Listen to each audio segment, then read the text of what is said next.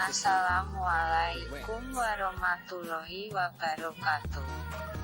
Kami dari kelompok 3 yang beranggotakan Dia Oktaviana Wahyu Ningrum, Mei Rahayu Ningtyas, Nurul Ayu Lestari.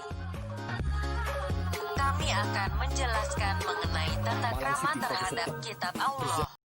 Bismillahirrahmanirrahim. Saya Mei Rahayu Ningtyas ingin menjelaskan mengenai pengertian tata krama. Tata krama berasal dari kata tata dan krama. Tata sendiri memiliki arti, adat, norma, ataupun kebiasaan. Sedangkan krama sendiri memiliki arti suatu aturan dalam bertindak. Sehingga tata krama sendiri memiliki pengertian suatu kebiasaan atau adat yang dapat mengatur kehidupan manusia dalam berinteraksi.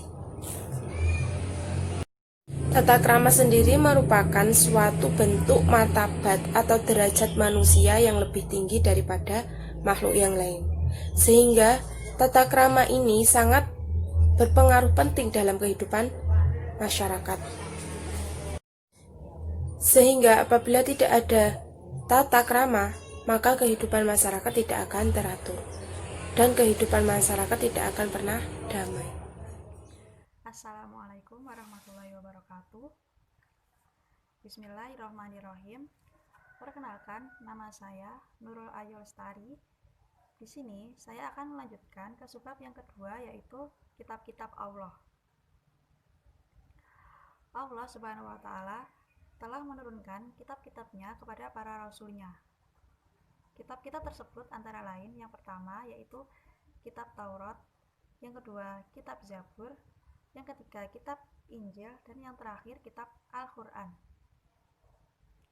Ketiga kitab terdahulu yaitu Taurat, Zabur, dan Injil berisi tentang akidah dan hukum-hukum syariat.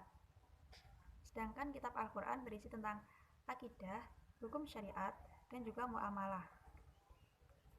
Sebagian besar isi kitab Al-Quran ini menghapus hukum syariat kitab-kitab terdahulu dan menggantikannya dengan hukum syariat baru yang sesuai dengan perkembangan zaman. Jadi kitab Al-Quran ini adalah bisa dibilang kitab yang paling lengkap dibandingkan kitab-kitab yang lain. Langsung ke pembahasan pertama, yaitu kitab Taurat. Kitab Taurat diturunkan oleh Allah Subhanahu wa Ta'ala kepada Nabi Musa alaihi salam di Gunung Sinai pada abad ke-12 sebelum Masehi. Kitab ini berfungsi sebagai petunjuk bagi Nabi Musa alaihi salam dan juga Bani Israel untuk beriman kepada Allah. Pokok ajaran dalam kitab ini antara lain yang pertama yaitu kewajiban untuk meyakini keesaan Allah. Yang kedua, larangan menyembah berhala. Yang ketiga, larangan menyebut nama Allah dengan sia-sia. Yang keempat, perintah untuk mensucikan hari Sabtu atau Sabat. Yang kelima, menghormati orang tua.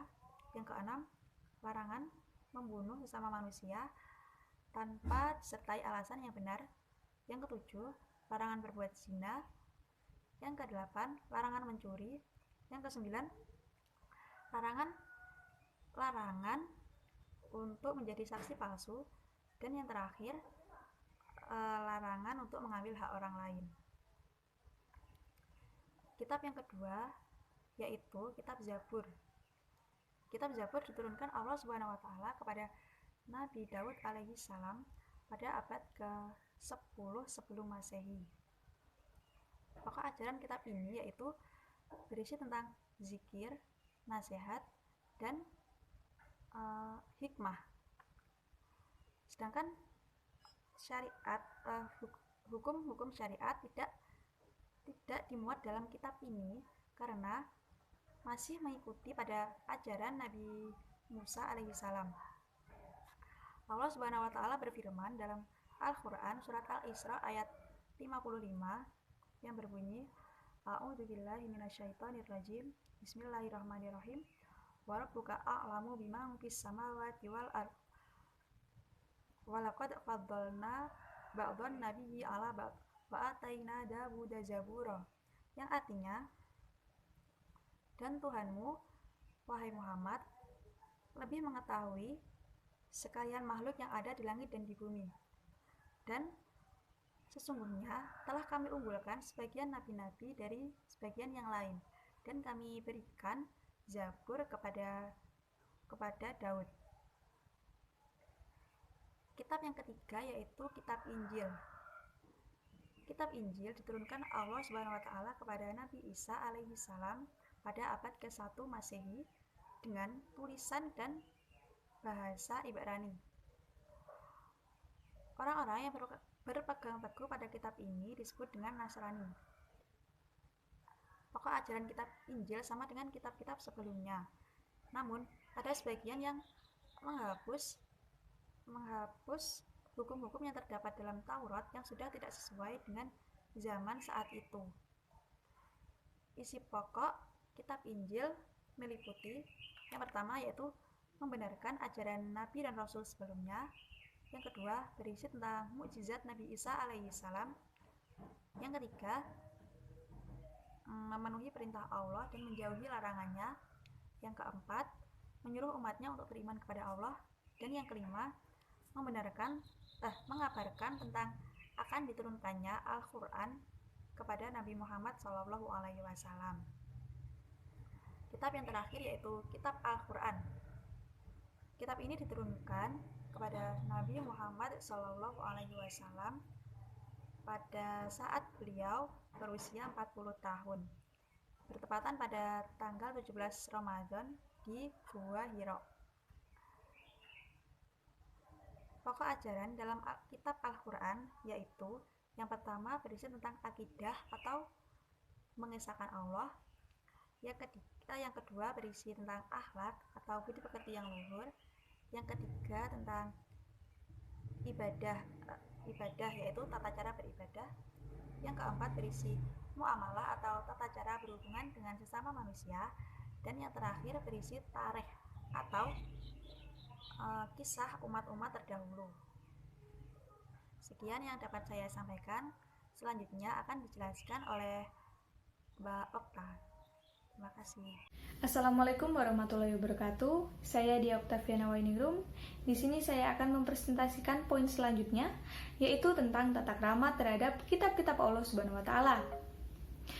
Kita sebagai umat muslim harus memiliki tata krama terhadap kitab-kitab Allah Subhanahu wa taala. Tata krama yang harus ada pada diri kita terhadap kitab-kitab Allah Subhanahu wa taala yang diturunkan sebelum Al-Qur'an adalah kita harus mengimaninya. Mengimani dalam arti apa?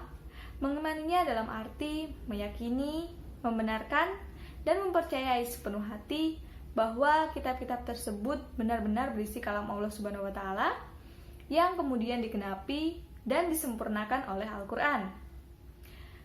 Menurut Imam Ar-Razi, iman kepada kitab-kitab terdahulu bersifat ijmali atau global, bukan tafsili atau terperinci. Maksud beriman secara ijmali adalah mengimani secara global bahwa kitab-kitab suci terdahulu adalah wahyu dari Allah Subhanahu wa taala. Kaum muslimin hanya dituntut mengimani eksistensinya saja sebagai kitab suci Allah. Mereka tidak diperintahkan untuk mempelajari dan mengetahui isinya secara mendalam. Kaum muslimin juga tidak diwajibkan mengamalkan ajaran-ajaran yang terdapat dalam kitab-kitab suci terdahulu. Berbeda dengan Al-Quran, seorang muslim tidak hanya dituntut mengimani Al-Quran sebagai kalamullah saja, tetapi ia juga wajib mempelajari, mengetahui, dan mengamalkan seluruh kandungan isi Al-Quran, tanpa terkecuali. Keimanan seperti inilah yang disebut keimanan yang bersifat tafsili. Cara beriman terhadap kitab-kitab Allah Subhanahu wa taala itu sendiri adalah sebagai berikut. Yang pertama, meyakini kebenaran yang terkandung dalam kitab-kitab Allah Subhanahu wa taala. Yang kedua, meyakini bahwa kitab-kitab itu benar-benar wahyu dari Allah Subhanahu wa taala, bukan karangan nabi dan rasul. Dan yang ketiga, membenarkan segala yang dikabarkan seperti kabar yang disebutkan di dalam Al-Qur'an dan cerita yang terdapat dalam kitab-kitab terdahulu yang belum diubah dan diselewengkan. Cara beriman terhadap kitab Al-Quran sendiri adalah sebagai berikut. Yang pertama, meyakini bahwa Al-Quran adalah benar-benar wahyu dari Allah Subhanahu wa Ta'ala. Yang kedua, meyakini bahwa isi Al-Quran dijamin kebenarannya tanpa ada keraguan sedikit pun. Yang ketiga, mempelajari, memahami, dan menghayati isi Al-Quran. Dan yang keempat adalah mengamalkan ajaran yang ada di dalam Al-Quran di kehidupan sehari-hari. Sekian penjelasan dari kelompok 3. Apabila ada kesalahan mohon dimaafkan. Wassalamualaikum warahmatullahi wabarakatuh.